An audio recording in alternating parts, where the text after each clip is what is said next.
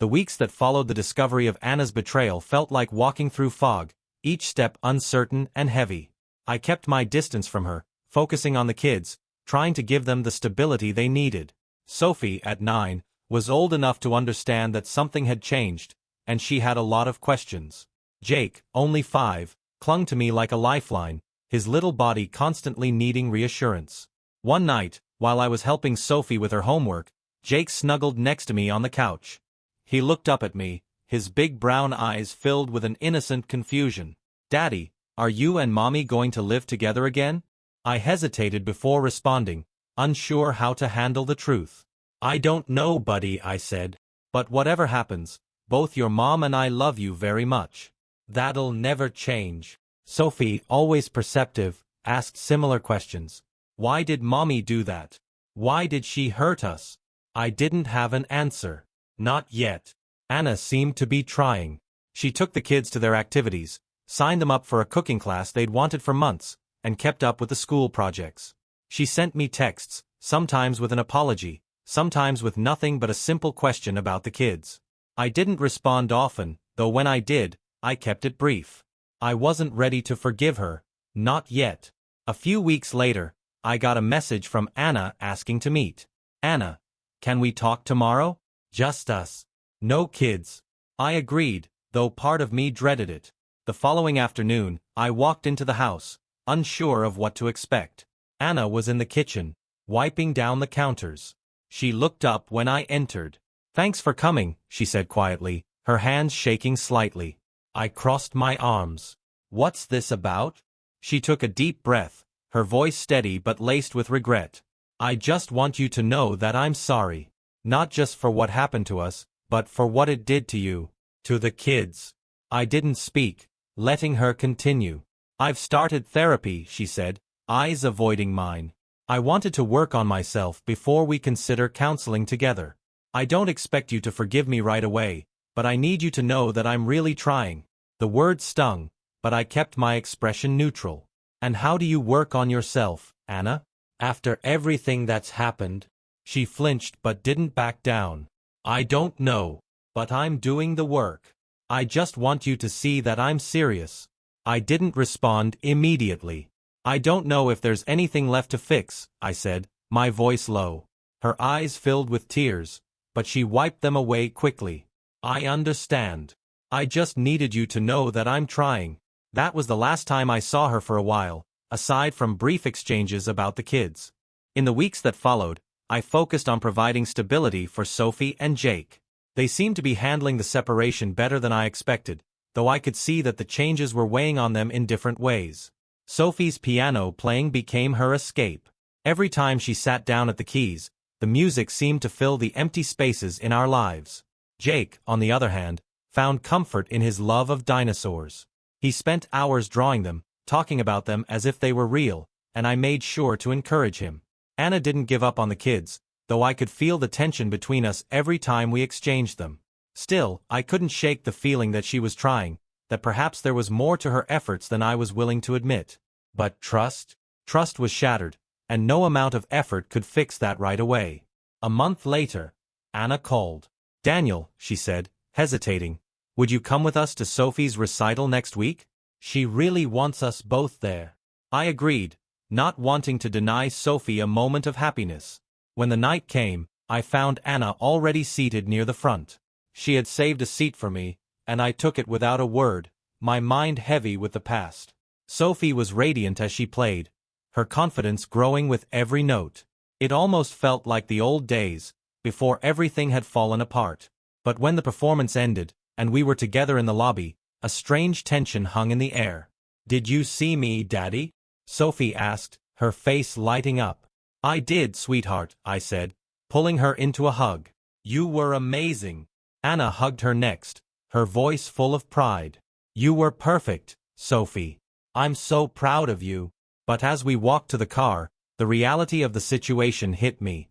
Anna and I were just two strangers, bound by our children, but nothing else. That night, after dropping the kids off, Anna stopped me at the door. "Thank you for coming," she said. "It meant a lot to Sophie, and to me." "I did it for them," I replied, my voice steady but distant.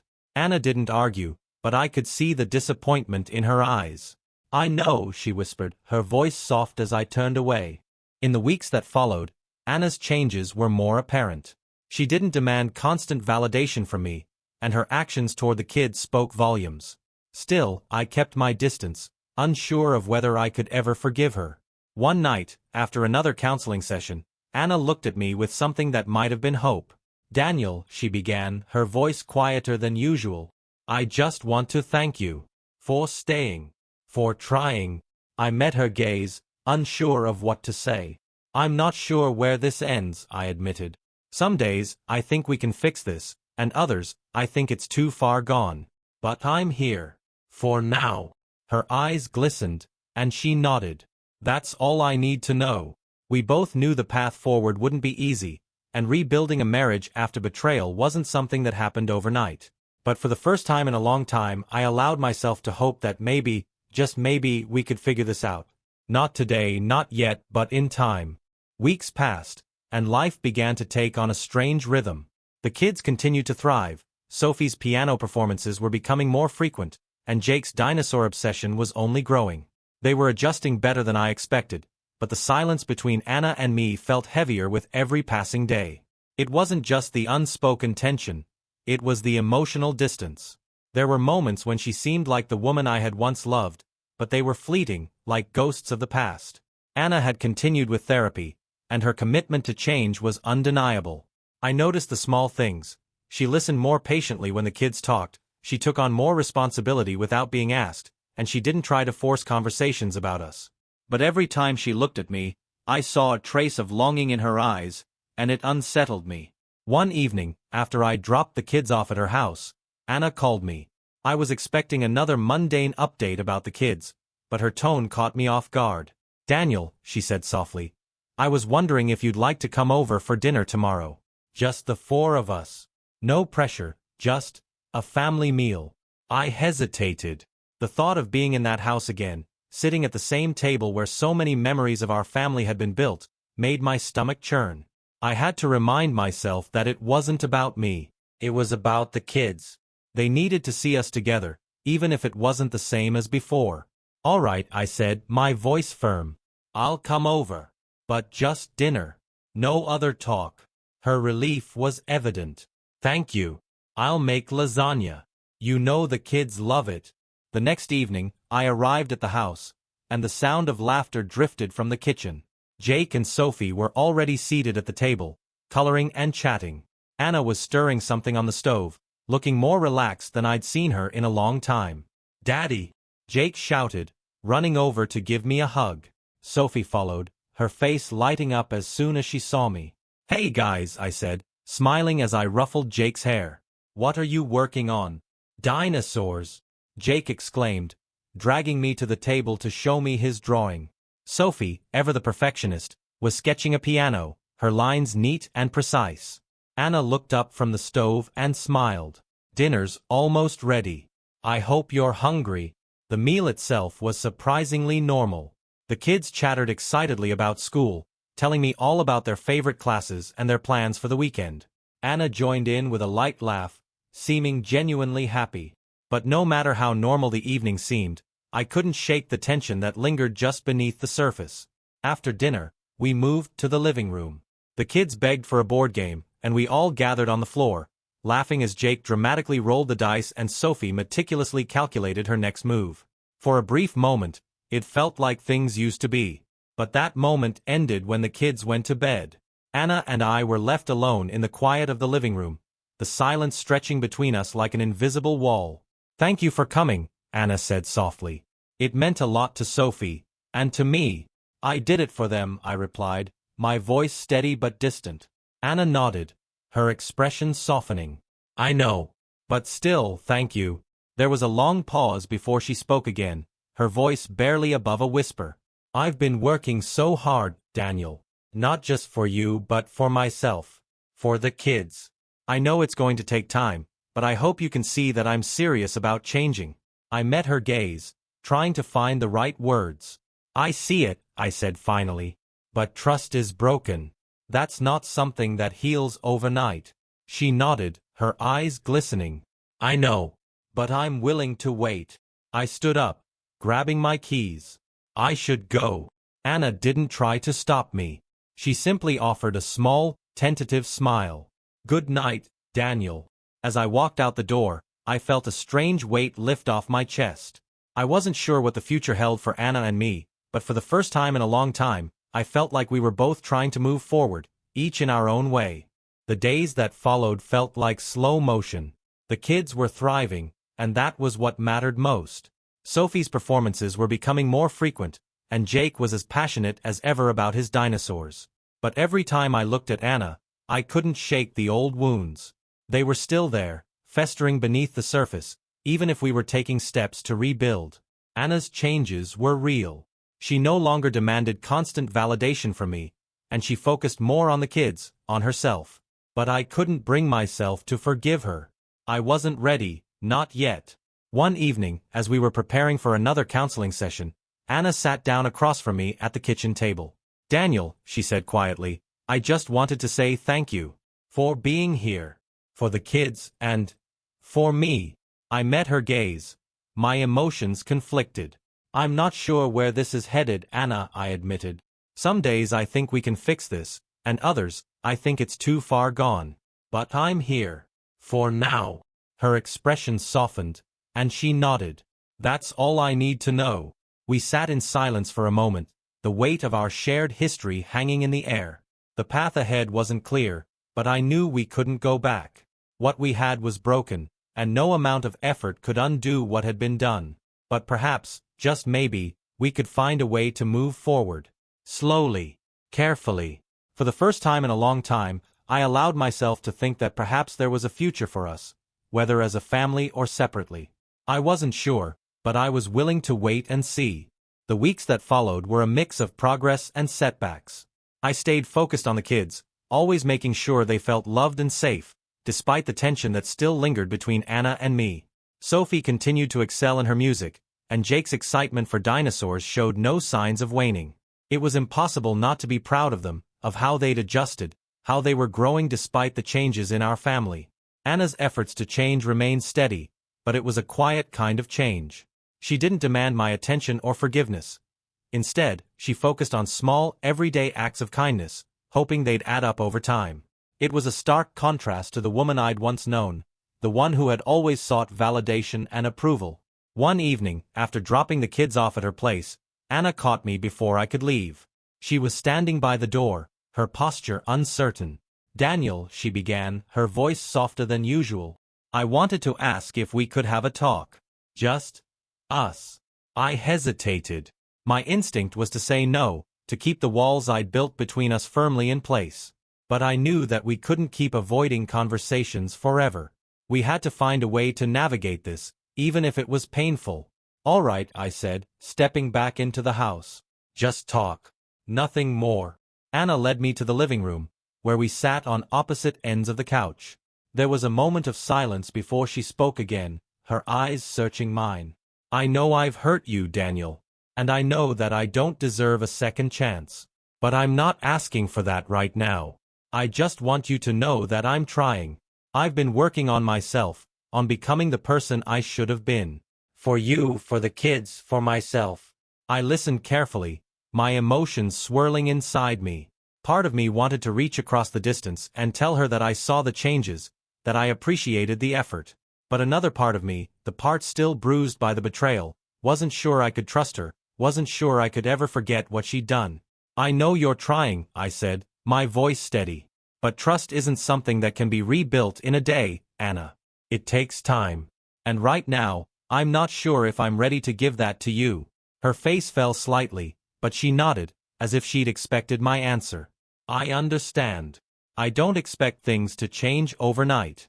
I just wanted you to know that I'm here, and that I'm not giving up. I looked at her, really looked at her, for the first time in a long while. She looked tired, but there was a sincerity in her eyes that I hadn't seen before. I didn't know if that meant forgiveness was possible, but in that moment, I didn't feel like we were enemies. We were just two people trying to make sense of the wreckage we'd created. I'm here too, I said quietly. For the kids. For now, that's enough. The months seemed to blur together, each one a mix of small victories and painful reminders of what had been lost. The kids continued to thrive, their joy a constant reminder of what mattered most. Sophie's piano performances were becoming more impressive, and Jake's fascination with dinosaurs had led to endless hours of drawing, reading, and watching documentaries. Watching them grow into such resilient, caring individuals made me proud, even though the path to getting them here hadn't been easy. Anna and I were navigating this new normal, each of us taking tentative steps toward healing, though we both knew things would never be the same. The walls I'd put up around my heart remained firmly in place. I wasn't ready to let her back in, not fully. But I wasn't pushing her away either. I had to admit, a part of me still wanted to believe in the possibility of rebuilding what we'd once had. One evening, after I'd picked up the kids from her house, Anna asked if we could talk. I hesitated before agreeing. It wasn't a conversation I was eager to have, but I knew it was necessary. We sat on the porch, the air cool as the sun dipped below the horizon. The kids were inside, watching TV, and for once, the house was quiet. "Daniel," Anna began, her voice steady, "I know things are still complicated between us. I don't expect you to forgive me today or even tomorrow, but I want you to know that I'm committed to making things right. For the kids. For us. I'm willing to wait however long it takes." I looked at her, my mind a whirlwind of conflicting emotions. I wasn't sure if I could ever forget what she'd done, but I also knew that the pain, the resentment, wasn't something I wanted to carry forever. "I don't know if I'll ever forgive you," I said finally, my voice rough. "But I'm willing to try. For the kids. And for myself. I can't keep living in the past." Anna's expression softened, and she nodded. "I understand. And I'm willing to wait. However long it takes." We sat in silence for a while, both of us lost in our own thoughts. I didn't have any answers, but for the first time in a long time, I felt like we were moving in the same direction. Not together, necessarily, but side by side. And maybe that was enough, at least for now. Time continued to move forward, slowly but steadily. The kids flourished, finding new passions, new joys in their lives. Sophie's talent for music blossomed, and Jake's dreams of becoming a dinosaur scientist only grew more vivid.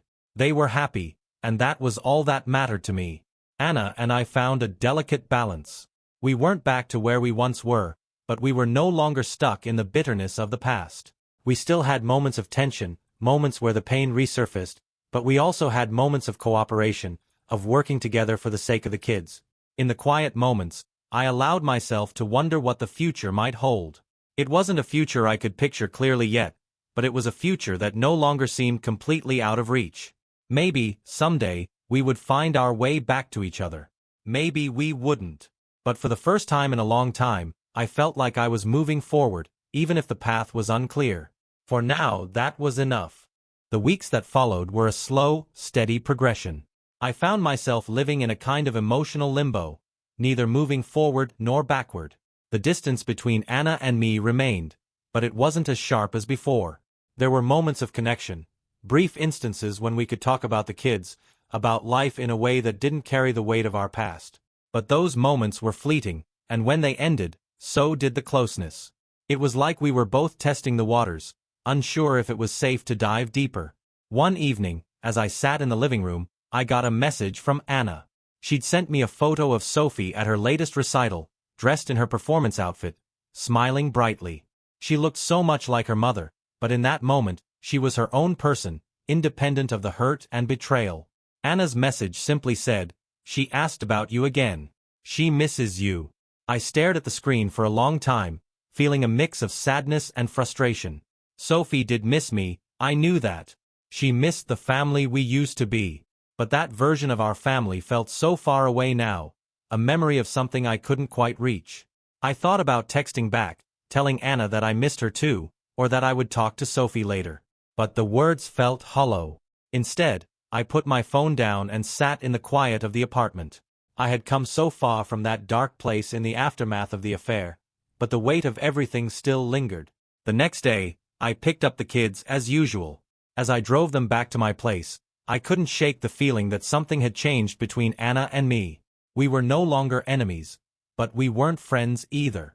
We were two people who shared a past and a responsibility to raise our children, but little else. Jake was particularly clingy that day, holding onto my hand as we walked to the car. "Daddy," he said, looking up at me with those wide eyes. "Are we going to stay here forever?" The question caught me off guard. "What do you mean, buddy? Are you going to live here with us?" "Like before." I could feel the ache in my chest, the same ache I'd had ever since Anna's betrayal.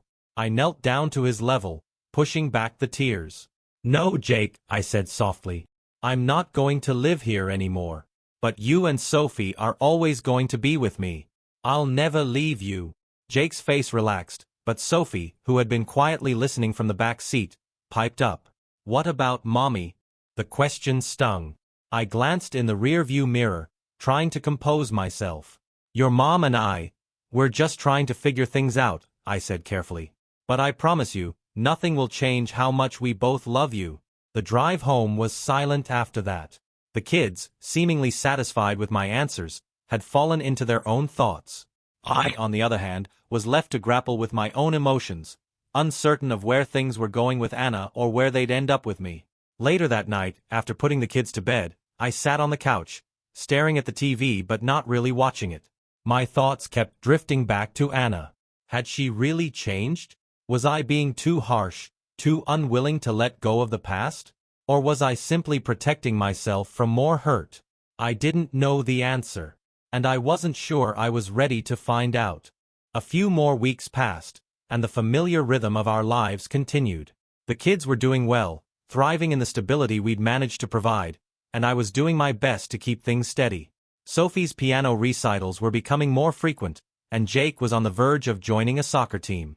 Watching them grow was a bittersweet reminder of everything that had been lost, and everything I was still trying to protect. Anna's attempts to stay involved in the kids' lives were no longer met with resistance from me. I was cordial, focused on the kids, and made a conscious effort to be present when we shared time together. But there was an unspoken distance between us that neither of us could bridge. Our conversations felt like transactions, practical, necessary, but emotionally distant. I wasn't ready to open up to her again. Trust was something that couldn't be rebuilt with words alone, no matter how many therapy sessions we went to. One evening, as I dropped the kids off at her place, Anna surprised me with a request. "Daniel," she said, her voice hesitant. "I've been thinking, maybe we could spend some time together, just the two of us. Not to talk about us, but just as friends, maybe? For the sake of the kids." I was caught off guard. We had never really been just friends before. Our history was too tangled for that. But I could see the genuine desire in her eyes, a longing for something we once had that didn't involve betrayal or pain. "I don't know, Anna," I said, the words feeling heavier than I expected. "It's complicated." She nodded, understanding the weight of my hesitation. "I get it. I just thought, maybe we could start with something small. A dinner, no expectations." I didn't answer immediately. The idea of sitting across from her, pretending that everything was fine, was unsettling. But at the same time, I understood why she was asking. She wanted to feel like we could still have something resembling normalcy, even if it wasn't for us but for the kids. "I'll think about it," I said finally. "Let me know when you're ready." That night, I wrestled with the idea. Could we ever get back to a place where we could just enjoy each other's company again? Would that be a betrayal of everything I'd worked for, everything I'd fought to protect in my own heart? Or was it simply an attempt to move forward, to redefine the boundaries of what we once had? The next week, Anna reached out again. "What do you think?" she asked. "Are you up for it?" I had a moment of hesitation before I responded. "All right. I'll come." We agreed on a small, quiet restaurant, the kind of place that was simple, unpretentious, the kind of place we used to go when things were easier. When I arrived, Anna was already there, sitting at a corner table. She looked different somehow, more relaxed, like the weight of everything wasn't pressing down on her shoulders as it once had. Her smile, though small, was genuine. As I sat down, I realized how strange it was. We were two strangers sitting across from each other, trying to act like we knew each other. I wasn't sure if I was ready for this, but I was here, and that, at least, felt like a step. We spent the meal talking about the kids, about work, about nothing too significant. It wasn't uncomfortable, but it wasn't easy either. We both kept our distance, choosing our words carefully. It felt like we were walking on eggshells, unsure of what would trigger the next emotional landmine. When the check arrived, Anna reached for it before I could. "I've got this," she said, offering a small smile. "For old time's sake." I nodded, feeling the faintest stir of nostalgia. There was a time when we'd shared everything except our honesty, it seemed. But tonight was different. It wasn't about us anymore. It was about something we couldn't change. "Thank you," I said, my voice quiet. When we stepped out into the cool night air, Anna turned to me. "I don't expect anything from this, Daniel. I just wanted to show you that I'm trying. That I can be here for you, even if it's just as friends." I looked at her, trying to gauge her sincerity. I could see the vulnerability in her eyes, but I wasn't sure if I was ready to open that door again. "Let's take it slow," I said finally. "I'm not ready for anything else, Anna. But I appreciate this. Really." She smiled softly, nodding. "That's all I can ask for." As I drove home, I reflected on the evening. It hadn't been easy, but it hadn't been as painful as I'd feared either. For the first time in a long while, I allowed myself to entertain the thought that maybe, just maybe, we could find a new way forward. But the path ahead was still unclear, and the distance between us wasn't something I could erase overnight. For now, I would take it one step at a time, just like I had been. There was no rush, no hurry to make everything fit into a neat box. Time would tell where this would lead, and for the first time in a long time, I was willing to wait. The months that followed Anna's betrayal had been a slow burn of change. The initial wave of anger and hurt had subsided into something more manageable, but no less painful.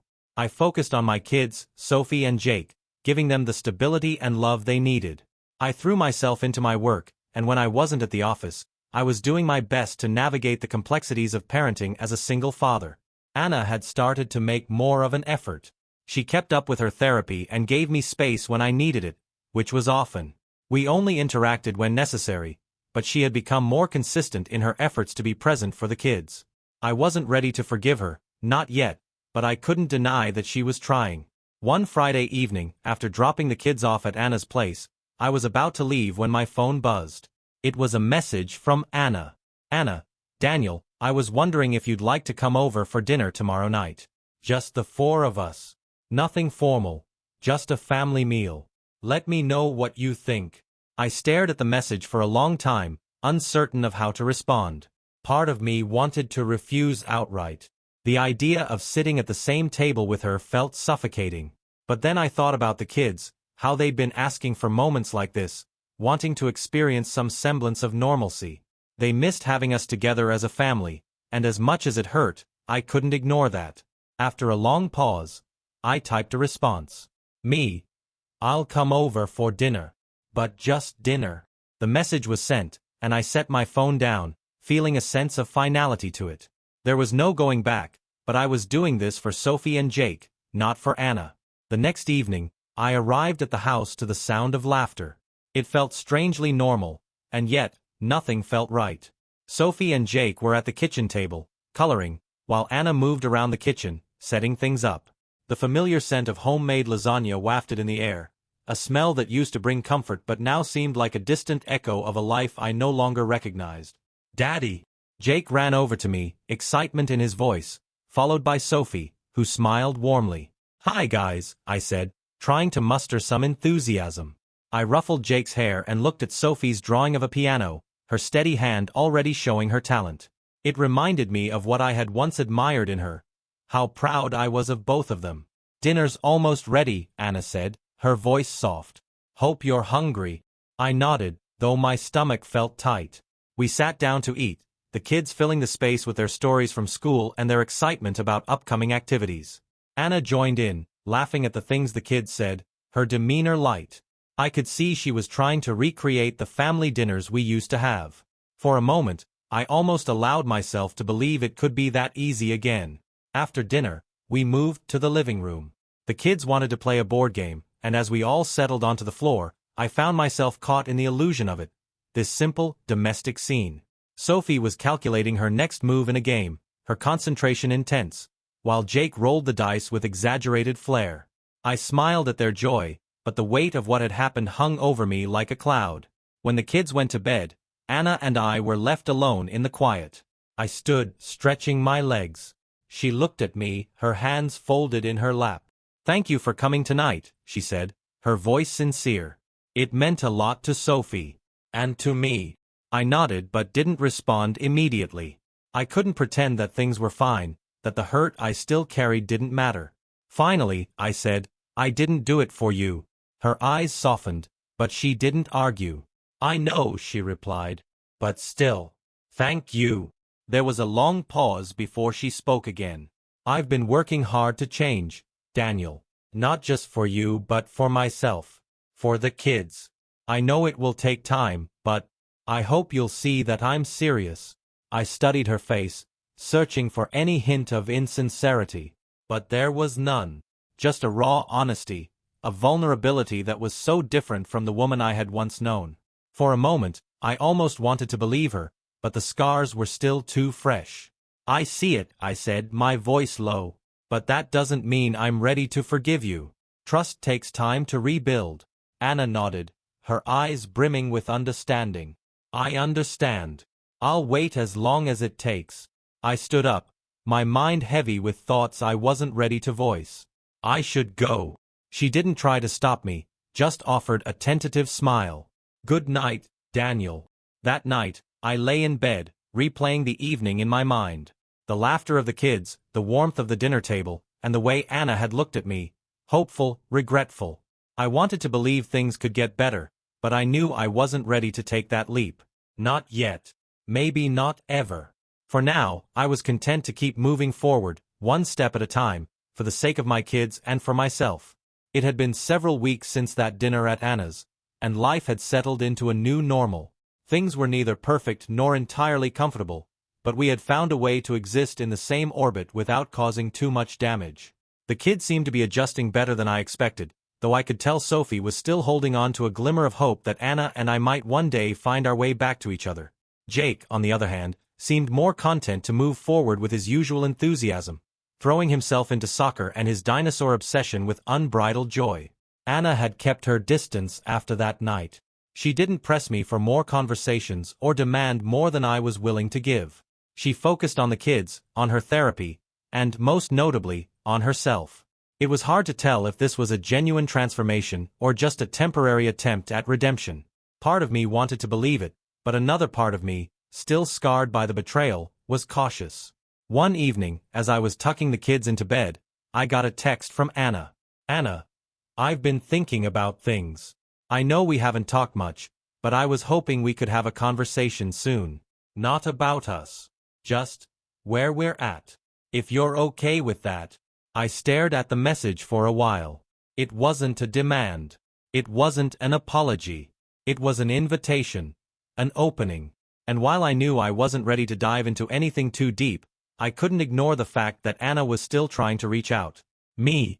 "Okay, we can talk. Just let me know when." The next evening, after the kids were asleep, I drove to her place. My heart was heavy with expectation, and I wasn't sure what kind of conversation was coming. Would it be another attempt at reconciliation? Or just another step in this long, painful process of rebuilding? When I arrived, Anna was sitting on the couch, her posture a little stiff but her eyes calm. She looked different. Not the same woman I'd known, but someone who had weathered their own storms, someone who was trying to put the pieces of her life back together. "Thanks for coming," she said, gesturing for me to sit. I nodded and took the seat across from her. There was an air of formality between us now, a subtle barrier that hadn't existed before. "I know things have been complicated," she began, her voice measured. "And I know I've hurt you in ways that can't be easily fixed. I'm not here to ask for your forgiveness, not tonight. But I wanted to say that I've been trying. Not just for you or the kids, but for myself. I've started to realize just how much I took for granted, how much I've lost because of my own mistakes." I didn't say anything at first. My mind was racing, processing everything she had just said. Part of me wanted to shout, to demand answers, to dredge up all the feelings I'd pushed aside in order to keep moving forward. But I didn't. I stayed quiet, waiting for her to continue. "I don't know where this goes," she continued. "I don't expect things to go back to the way they were, not immediately. But I do want us to find some kind of understanding. For the sake of the kids, but also for us. I don't want to stay stuck in this place of hurt forever. I met her gaze, trying to gauge the sincerity in her words. She wasn't asking for reconciliation, but she was asking for something. A bridge, a connection, however tenuous it might be. And for the first time in months, I realized that maybe that was all we could do. We couldn't fix the past, but we could at least stop letting it define everything moving forward. I don't know where this goes either, I said, my voice low. But I'm willing to try. Not for you, Anna. Not for the idea of us. But for the kids. They deserve stability, and I want to make sure they get it. They deserve to know that their parents can be civil at least. That we can both be there for them without all the mess between us. She nodded, her eyes brimming with gratitude. I understand. And I'll respect that. I'm not asking for more than you're willing to give. I just wanted you to know that I'm trying. And I'll keep trying. We sat in silence for a few moments, both of us feeling the weight of everything that had happened and everything that was still to come. The conversation wasn't groundbreaking, but it felt like a shift, a small but significant step toward finding a new way of being. When I stood up to leave, Anna gave me a soft smile, one that didn't hold any expectations but was full of quiet understanding. Thank you for listening, she said. Good night, Anna, I replied, my voice steady. I turned and walked out the door, the cold night air biting at my face as I stepped into the car. As I drove home, I thought about everything we had said. It wasn't a promise, but it was a start. Maybe that was all we could hope for right now. Months had passed since that conversation with Anna. Life had continued to move forward, albeit slowly. There were moments when I found myself thinking back to our marriage, to the times when things had felt easy, when we had been a family in the truest sense of the word. But those moments were fleeting, always followed by the reality of what had happened, what she had done. Still, I had to admit that there had been progress. Anna's changes were no longer just superficial acts of redemption.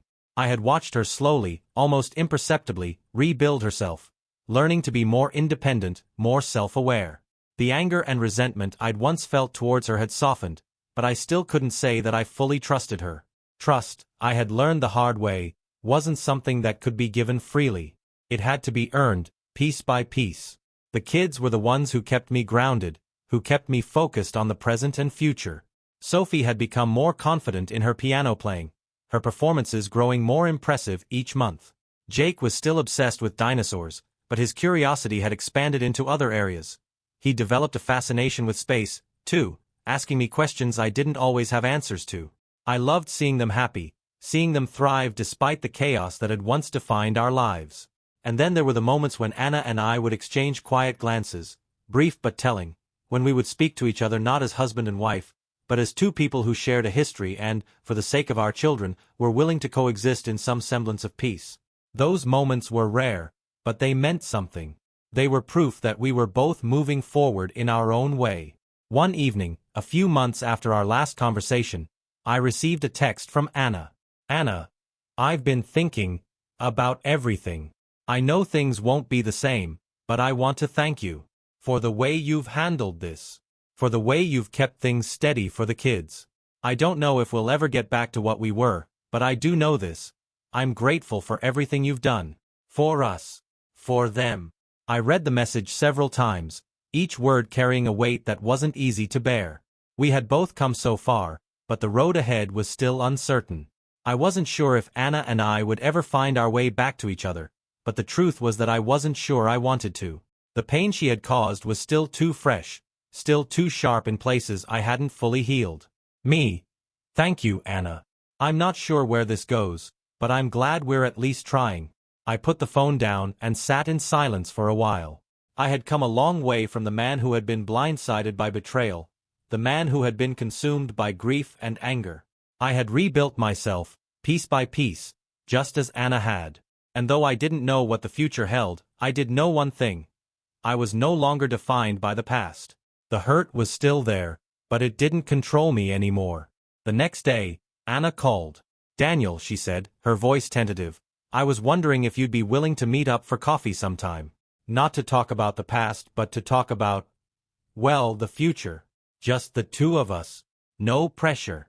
Just a conversation. I hesitated, thinking it over. It had been so long since we'd had a conversation that wasn't focused on the kids or logistical matters. A part of me wanted to say no, to keep the distance between us that had been working. But another part of me, one that was still healing, still curious, wanted to see where this conversation might go. I think I'd like that, I said after a long pause. We met the next afternoon at a small cafe, a quiet corner table away from the bustle. The moment I sat down across from Anna, I felt a strange sense of calm. There was no tension, no expectation. We were just two people sitting across from each other, sharing space in a way we hadn't done in years. We talked about the kids, about how they were doing. We talked about life outside of the divorce, what we'd each been up to, what had changed. There was no talk of us, no talk of what had happened. It was just normal. In a way, it was comforting. In another way, it was painful. When it was time to leave, Anna stood up and hesitated. "I don't know what the future holds, Daniel," she said softly, "but I'm glad we could have this. I think I'm finally starting to understand what it means to let go, to move forward." I nodded, my chest tight. "Yeah, me too." And with that, we parted ways. There were no promises made, no plans for what would come next. But for the first time in a long while, I felt the weight of the past lift a little. The future was still uncertain, but I knew I wasn't alone in facing it. As I walked back to my car, I realized that, despite everything, I had come through this stronger. I had done what was right for my kids, for myself. And though the scars of betrayal would always be there, I could live with them. I could move forward. And maybe, just maybe, there was room for something new to grow.